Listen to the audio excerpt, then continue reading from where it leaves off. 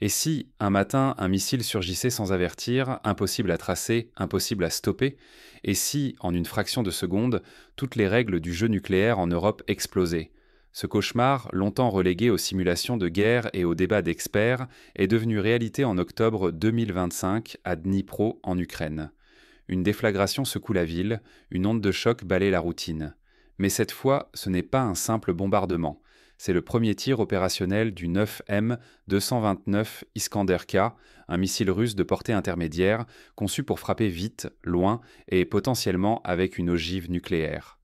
Depuis des années, les experts redouteront ce moment, celui où la frontière entre la dissuasion théorique et la guerre réelle disparaîtrait. À Dnipro, la panique s'empare des civils et des autorités. Personne ne sait si la charge était nucléaire ou conventionnelle. Les radars n'offrent aucune certitude. Chaque minute d'incertitude pèse comme une menace sur toute l'Europe. Les hôpitaux se préparent au pire, les sirènes retentissent, mais nul ne sait vraiment quoi faire. Ce scénario rappelle le choc de la crise des missiles de Cuba, quand pendant 13 jours, le monde retenait son souffle, mais cette fois-ci, tout s'est joué en quelques instants. Pour l'OTAN et les capitales européennes, ce tir est un électrochoc. Les stratèges comprennent aussitôt, la Russie vient d'imposer une nouvelle donne, faite de brouillard et d'ambiguïté. Désormais, chaque alerte, chaque trajectoire détectée pourrait annoncer l'impensable. La peur s'invite jusque dans les salles de crise, paralysant les réflexes habituels. Les commandants militaires sont forcés de réévaluer en temps réel leur protocole de riposte. Les analystes comparent ce moment à la nuit du 25 au 26 septembre 1983, quand Stanislav Petrov, officier soviétique, décida de ne pas lancer l'alerte nucléaire malgré une fausse détection de missiles américains. Cette nuit-là, une seule décision humaine avait évité l'apocalypse. Mais aujourd'hui, le brouillard stratégique rendrait ce choix presque impossible. Dans cette nouvelle ère, la destruction n'est plus la seule arme. La confusion, la désinformation, l'incertitude deviennent aussi redoutables que la bombe elle-même. L'Europe se retrouve face à une menace inédite, l'effondrement de la confiance dans ses propres systèmes d'alerte, l'impuissance à décider ou à riposter. Quelques minutes suffisent à rendre la dissuasion classique obsolète, remplacée par un calcul incessant d'incertitude.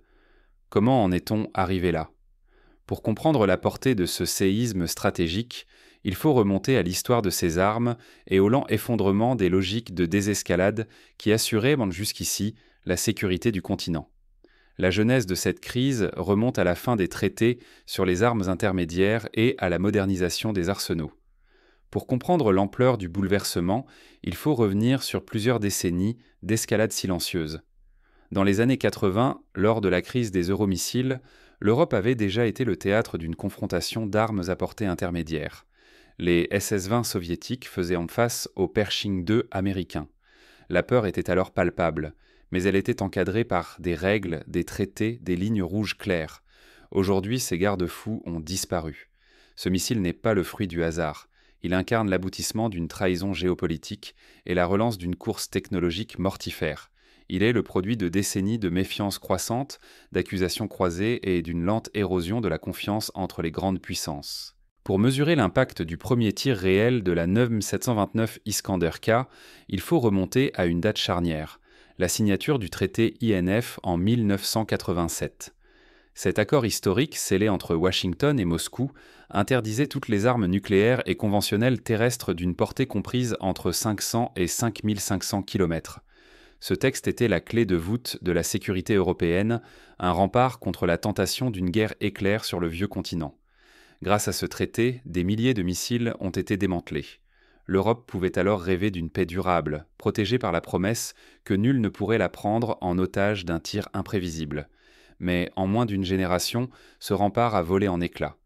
Les accusations de violation du traité ont proliféré de part et d'autre de l'Atlantique. Moscou dénonçait l'installation de lanceurs américains en Roumanie, officiellement pour la défense antimissile. Washington accusait, dès 2014, la Russie de développer en secret un missile de croisière interdit, le 9M729. Les négociations se multiplient sans aboutir. La méfiance s'installe. Les réunions d'experts à Genève, les missions d'inspection, tout cela n'a pas suffi à restaurer la confiance. Comme lors de la crise du traité ABM dans les années 70, chaque innovation technologique était perçue comme une menace, non comme un progrès partagé. Loin de reculer, la Russie a perfectionné ce missile. Sous couvert de modernisation, elle a doté la neuve M729 d'une capacité de frappe à moyenne distance, franchissant sciemment les lignes rouges du traité. Ce choix n'était pas anodin. Il instaurait une nouvelle zone grise, où chaque lancement pouvait être conventionnel ou nucléaire, où la peur s'installe avant même le premier choc. C'est comme si, lors d'une partie d'échecs, un joueur ajoutait soudain une pièce inconnue, capable de se transformer en reine ou en pion selon son bon vouloir. Les adversaires perdent alors tout repère, tout calcul rationnel devient impossible. L'Occident a réagi vite, mais sans aller au bout. En 2019, les États-Unis annoncent leur retrait du traité INF, entraînant de facto sa disparition. Washington teste alors de nouveaux systèmes, mais aucun déploiement massif n'a lieu en Europe. Le dialogue se dissout, la confiance s'effondre, l'équilibre fragile des années 80 s'évapore. Brusquement, l'Union européenne se retrouve en première ligne d'une nouvelle course aux armements où l'incertitude règne et la dissuasion vacille. Ce scénario rappelle celui du début des années 60, quand après l'échec des négociations sur Berlin, la course aux missiles s'était emballée, multipliant les risques de malentendus. Le changement est radical. L'Europe n'a plus ni bouclier juridique, ni filet stratégique. La disparition du traité expose désormais des millions de citoyens à un risque immédiat. En cas de tir, la fenêtre d'alerte se réduit à quelques minutes à peine. Les plans de défense classiques de l'OTAN deviennent quasi obsolètes face à ces armes furtives et ambiguës. Le prix à payer, une instabilité politique et psychologique inédite depuis la fin de la guerre froide. On se souvient de la crise Able Archer en 1983, où un exercice militaire de l'OTAN fut presque interprété comme le début d'une attaque réelle, tant la confiance était érodée. Mais la véritable révolution de la 9M729 ne tient pas qu'à sa portée. Ce missile brouille toutes les pistes, rendant impossible de savoir, en temps réel, s'il transporte une ogive conventionnelle ou nucléaire. L'incertitude s'infiltre au cœur de la dissuasion, minant les certitudes et fragilisant la sécurité collective. Imaginez un chef d'état-major confronté à une alerte. Doit-il prévenir le président ? Faut-il lancer la riposte ? Et si ce n'était qu'un test, une démonstration de force ? L'angoisse de la décision, autrefois cantonnée à la haute hiérarchie, descend désormais jusque dans les cellules de crise locale. Désormais, chaque alerte missile devient un pari sur la survie. Mais comment l'Europe, prise au piège d'une menace ambiguë, peut-elle réagir sans sombrer dans la paralysie ou la surenchère ? Les scénarios d'exercice, naguère basés sur des alertes claires, doivent désormais intégrer des variables imprévisibles. C'est un peu comme si, lors d'un incendie, l'alarme pouvait signaler aussi bien une bougie oubliée qu'une explosion imminente. Désormais, ce n'est plus la puissance destructrice qui prime, mais la peur de l'inconnu. À chaque lancement, la Russie impose une angoisse diffuse. Et si le prochain missile déclenchait l'irréparable, la 9M729 Iskander-K, arme de portée intermédiaire, cristallise cette menace. Son atout majeur, une ogive interchangeable, nucléaire ou conventionnelle, indiscernable depuis l'extérieur au moment du tir. La technologie embarquée, héritière de décennies de recherche sur les missiles de croisière, permet des trajectoires imprévisibles, des manœuvres d'évitement et une navigation à très basse altitude, parfois à moins de 50 mètres du sol. C'est cette ambiguïté qui change tout. Dès qu'un missile est lancé, alliés comme adversaires doivent s'attendre au pire. Une frappe classique peut soudain masquer une attaque nucléaire. Ce doute permanent brouille les repères des états-majors et fait peser une tension inédite sur les décideurs européens. Les simulations menées dans les centres de crise de l'OTAN montrent que, dans ce contexte, chaque minute d'hésitation peut coûter des milliers de vies. Mais une réaction précipitée pourrait déclencher une guerre totale. La technologie de la 9M729 ajoute à la menace. Grâce à un profil furtif et une navigation de précision, elle vole à très basse altitude, parfois à moins de 50 mètres du sol, échappant aux radars conventionnels. Sa mobilité est tout aussi inquiétante. Lancée depuis une plateforme mobile, elle peut apparaître n'importe où, à n'importe quel instant, rendant la détection quasiment impossible dans les délais critiques pour l'OTAN. C'est ce que les stratèges appellent la déniabilité plausible. Chaque attaque peut être niée, attribuée à une erreur ou masquée par des opérations de diversion. La doctrine militaire occidentale se retrouve bouleversée. Autrefois, une attaque conventionnelle appelait une réponse symétrique. Aujourd'hui, chaque alerte, chaque explosion porte en elle le spectre du nucléaire, même sans preuve tangible.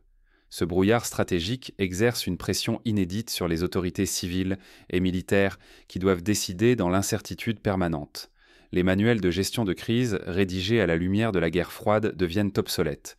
Il faut inventer de nouveaux protocoles, plus souples mais aussi plus risqués. Pour les populations, l'angoisse grandit. le risque d'une escalade incontrôlée devient omniprésent. Les dirigeants, eux, redoutent l'erreur d'appréciation fatale. Comment réagir à un missile dont la charge reste inconnue? Un geste trop prudent ou trop agressif pourrait précipiter la catastrophe. La routine menace de s'installer, mais l'incertitude, elle, ne disparaît jamais. L'histoire regorge de moments où la psychologie collective a failli faire basculer le destin d'un continent. De la panique du 11 septembre 2001 à la ruée sur l'iode en Pologne en 2022, chaque crise révèle la fragilité de nos sociétés face à l'incertitude. Cette stratégie d'ambiguïté calculée désorganise aussi la gestion politique des crises. Le moindre signal, la plus petite alerte, peut être interprété comme le prélude à l'escalade nucléaire. Le Kremlin mise sur cette peur. Il manipule la psychologie des opinions publiques occidentales et teste la capacité de réaction ou d'hésitation de leurs dirigeants. L'objectif n'est pas toujours de frapper, mais de paralyser l'adversaire, voire de le forcer à attendre, tétanisé. Lors de la crise des missiles en Corée du Nord, ce même jeu de l'ambiguïté avait permis à Pyongyang d'imposer son tempo à la communauté internationale, dictant l'agenda diplomatique par de simples essais ou menaces. Au final, l'incapacité à distinguer entre menaces réelles et simples démonstrations de force crée un risque colossal. Erreur humaine, surréaction ou banalisation du danger nucléaire, tout peut mener, un jour, à l'irréparable. La stabilité de l'Europe, la crédibilité de l'OTAN et la sécurité de millions de citoyens reposent désormais sur un équilibre fragile, tendu entre peur et incertitude. Les exemples d'incidents évités de justesse, comme la fausse alerte hawaïenne en 2018, illustrent à quel point le système peut vaciller sur une simple erreur technique ou humaine. Face à cette nouvelle réalité, quelle réponse reste possible? Le défi dépasse la seule technique. C'est sur le terrain psychologique et politique que se jouera l'avenir de la dissuasion en Europe. Il s'agit de reconstruire une culture stratégique adaptée à l'ère de l'ambiguïté et du brouillage permanent. Cela implique de repenser les alliances, d'investir dans la résilience sociétale et de restaurer un dialogue de sécurité, même imparfait, avec l'adversaire. Mais jusqu'où cette incertitude peut-elle pousser l'OTAN et l'Europe? La course contre la peur ne fait que commencer. Les scénarios élaborés par les think tanks européens évoquent des chaînes d'escalade où, à chaque incident, la pression monte d'un cran sans qu'aucune issue claire ne se dessine. Dans ce contexte, chaque décision, chaque prise de parole, chaque déploiement militaire prend une dimension existentielle. Le brouillard stratégique de la 9M 229 ne s'arrête pas à la frontière ukrainienne. Il contamine toute la sécurité mondiale. Les conséquences de ce tir se font sentir jusqu'à Washington, Pékin, Téhéran et Tel Aviv. Les doctrines de dissuasion, héritées de la guerre froide, se révèlent inadaptées à un monde où la frontière entre le conventionnel et le nucléaire est devenue floue. Depuis le tir sur Dnipro, la scène internationale s'embrase. Les satellites occidentaux observent une multiplication des mouvements russes. Des colonnes blindées convergent vers Kaliningrad, la Biélorussie accueille de nouveaux déploiements. Chaque semaine, des essais de missiles inédits sèment le doute sur les intentions réelles du Kremlin. Les analystes notent des similarités avec la période précédant l'intervention soviétique en Afghanistan, lorsqu'une accumulation de signaux faibles avait précédé le choc. Au sein de l'OTAN et de l'Union européenne, la discorde s'installe. Faut-il réarmer massivement, au risque d'alimenter la spirale, ou temporiser, au risque de perdre toute crédibilité face à Moscou? Certains réclament le déploiement d'armes nucléaires supplémentaires à l'Est, d'autres redoutent la rupture des derniers tabous stratégiques. Le dilemme devient une impasse, chaque choix ouvrant sur des scénarios de crise ingérables. Les débats rappellent ceux des années 80, lorsque l'installation des Pershing 2 et des SS-20 avait divisé profondément les sociétés européennes. Dans les coulisses diplomatiques, la paralysie gagne. Les appels à négocier un nouveau traité sur les armes intermédiaires se brisent sur les vétos au Conseil de sécurité de l'Organisation des Nations Unies. La confiance s'est évaporée, chaque puissance soupçonne l'autre de manœuvrer pour s'assurer un avantage décisif. Ce blocage rappelle les impasses du désarmement nucléaire multilatéral, où chaque geste, chaque mot peuvent être interprétés comme une provocation. Mais la guerre de la 9M 229 ne se joue pas qu'entre chancelleries. En Europe centrale, la société civile s'organise. Exercice d'évacuation antiatomique dans les villes polonaises et baltes, stock d'iode dévalisé en quelques heures. L'angoisse grimpe, amplifiée par les réseaux sociaux et des médias qui spéculent sur chaque mouvement de missile ou déclaration du Kremlin. Des groupes de citoyens créent eux des applications pour signaler les alertes en temps réel. Les écoles adaptent leurs programmes pour inclure la gestion de crises nucléaires, comme cela avait été le cas pendant la guerre froide. Les experts militaires préviennent la moindre erreur d'interprétation, une fausse alerte ou un incident technique, et l'Europe pourrait sombrer dans une escalade nucléaire régionale, voire mondiale. La confiance dans les institutions européennes, déjà fragiles, menace d'être irrémédiablement sapée. Les scénarios catastrophes, naguère réservés aux romans d'anticipation, deviennent matière à débat dans les parlements nationaux. D'autres États observent attentivement. À Téhéran, à Pyongyang, à Pékin, la tentation est grande d'imiter Moscou. Accroître l'ambiguïté, miser sur la mobilité et la surprise, brouiller les signaux pour forcer l'adversaire à l'hésitation. Une nouvelle course aux armements commence, plus mobile, plus imprévisible, presque impossible à endiguer. Les garanties forgées à la fin de la guerre froide semblent soudain bien dérisoires. C'est un retour à la logique de l'équilibre de la terreur, mais sans la transparence ni la prévisibilité qui avaient permis, pendant des décennies, d'éviter le pire. Les think tanks s'alarment, l'Europe glisse vers une ère où chaque signal peut devenir menace existentielle. Le temps de réaction, jadis mesuré en jours ou en heures, se compte désormais en minutes. Le sentiment de sécurité collective s'effrite. La peur, elle, circule à grande vitesse sur toute la planète. Les marchés financiers, eux aussi, réagissent à chaque rumeur, amplifiant l'instabilité. Les compagnies d'assurance réévaluent leurs modèles de risque, anticipant des scénarios de catastrophes autrefois inimaginables. Même la notion de ligne rouge vacille. Que faire si un prochain missile franchit une frontière de l'OTAN ? Comment répondre à une tactique qui s'appuie sur l'ambiguïté et la surprise ? Jamais le spectre d'un conflit déclenché par une simple erreur de calcul n'a été aussi présent. Les simulations menées dans les universités américaines montrent que, dans un monde d'ambiguïté stratégique, le risque d'escalade involontaire croît exponentiellement. Dans ce brouillard stratégique, une certitude s'impose. La sécurité mondiale a changé de visage et aucune institution n'y était préparée. Il ne s'agit plus seulement de répondre à Moscou, mais de repenser tout l'édifice de sécurité internationale pour survivre à cette nouvelle zone grise. Il faut inventer de nouveaux mécanismes de dialogue, de vérification, de désescalade adaptés à l'ère de l'incertitude permanente. Alors que l'Europe vacille, une question hante les chancelleries. Cette nouvelle insécurité est-elle déjà irréversible ? Les signaux d'alarme s'accumulent, mais quelqu'un saura-t-il encore reprendre le contrôle ? L'histoire montre que, même dans les pires moments, des solutions innovantes peuvent émerger. Le téléphone rouge entre Washington et Moscou, instauré après la crise de Cuba, a permis d'éviter nombre de malentendus. Aujourd'hui, il faut peut-être inventer l'équivalent numérique de ce canal, capable de fonctionner même sous la menace d'une cyberguerre. Dans un monde où chaque missile adresse un message autant qu'une menace, notre arme la plus précieuse reste peut-être notre lucidité face à l'incertitude. Cela implique de refuser la panique, de s'entourer d'experts capables de distinguer l'essentiel de l'accessoire et de bâtir des institutions résilientes, capables de fonctionner même sous la pression extrême. Aujourd'hui, vivre dans l'ambiguïté stratégique n'est plus de la science-fiction. C'est notre réalité quotidienne.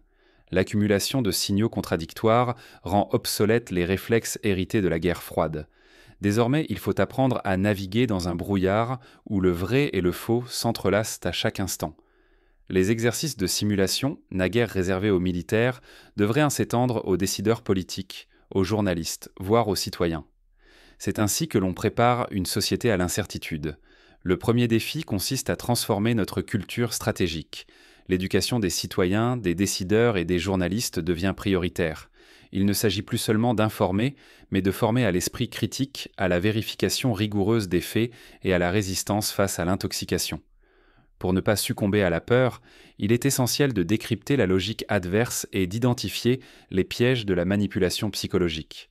Des ateliers de résilience psychologique pourraient être organisés dans les écoles et les universités afin d'entraîner les jeunes générations à garder leur sang-froid en situation de crise. En parallèle, il devient vital d'accélérer la modernisation de nos dispositifs d'alerte et de défense. Satellites, radars de nouvelle génération, intelligence artificielle. Ces outils sont nécessaires pour identifier et anticiper des menaces qui évoluent d'heure en heure. Les former à l'ambiguïté, c'est aussi investir dans des équipes capables de prendre des décisions sous pression et dans l'incertitude. Les exercices de gestion de crise devraient inclure des scénarios d'attaque hybrides, mêlant cyberattaques, désinformation et menaces nucléaires. La technologie seule ne sauvera pas la société. Il faut renforcer massivement la résilience psychologique et collective. Cela implique d'organiser des exercices de gestion de crise, de promouvoir le sang-froid et de bâtir une culture du discernement face à la pression informationnelle. Préparer la société, c'est empêcher qu'une attaque hybride ou une crise ne dégénère en panique ou en chaos social. Des plans de communication d'urgence testés régulièrement peuvent permettre de maintenir la confiance même en cas d'attaque inattendue. À l'échelle européenne, un choix s'impose: reprendre l'initiative sur la souveraineté nucléaire et l'autonomie stratégique. Les orientations en matière de dissuasion ne peuvent plus être fixées à Washington ou à Moscou. L'Europe doit définir ses propres lignes rouges, ses capacités et s'exprimer d'une seule voix face à la pression croissante des puissances extérieures.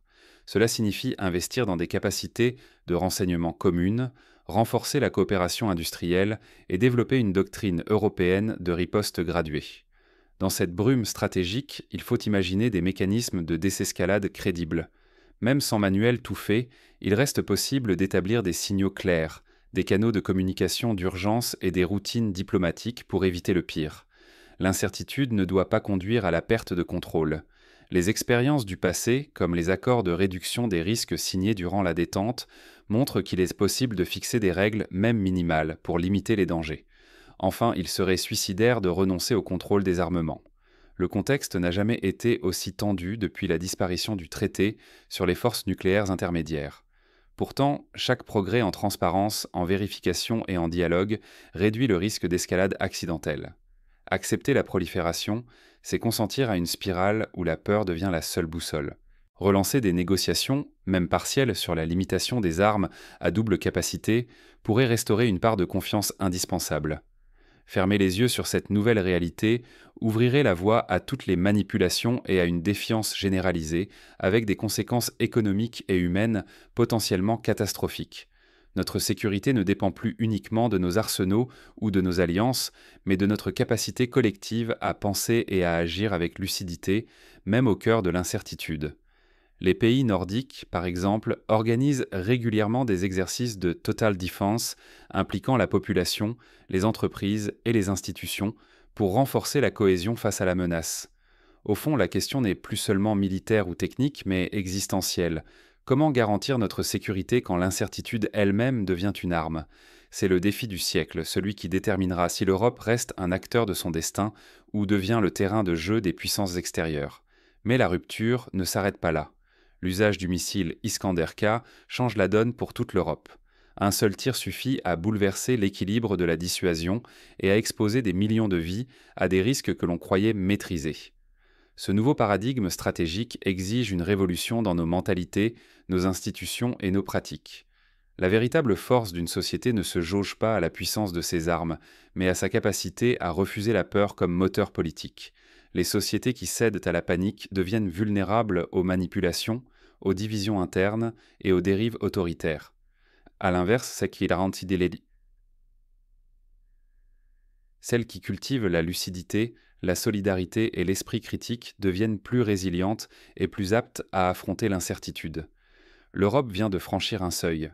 L'utilisation pour la première fois du missile Iskander K9 M229, potentiellement nucléaire, a bouleversé la donne stratégique.